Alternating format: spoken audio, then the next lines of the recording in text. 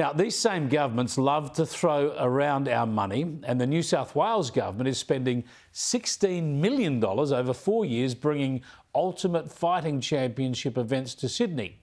Now, the UFC fights might not be your cup of tea or mine, but they're pretty popular, and they also throw up some pretty unconventional characters.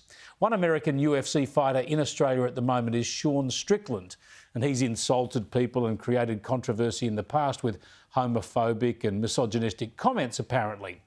But he did manage to drop a truth bomb yesterday about this country, free speech, personal liberties, and how they were destroyed during the pandemic.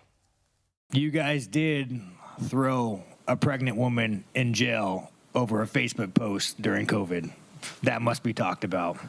Shame on you guys. How do you feel about that? Here's the thing, Australia. I would like you guys so much better if you had a freedom of speech. So if you could go ahead and make a freedom of speech like the greatest country in the world, we would get along better. I mean, how is that not standard with you guys? How do you not have a freedom of speech? You have a government could say, if you say something we don't like, we will throw you in prison.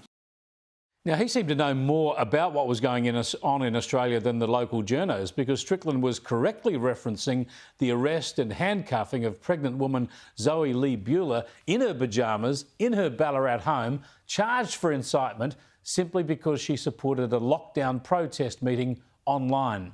The charges were later dropped, but Strickland was right. And listen to how the Aussie reporter thinks he's got us confused with some more odious regime. Are you confusing us with Russia or something? No, I'm not. I'm saying that there is a pregnant woman who was thrown in jail during COVID. I mean, who else? Do you guys remember that? Anybody else remember that? He remembers that shit.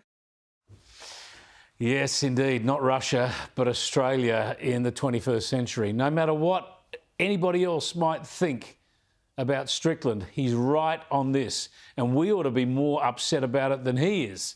As I've revealed, the COVID response inquiry is going to be announced soon by the federal government, but sadly, it won't be a royal commission. So full transparency and accountability about all this COVID response might escape us yet again.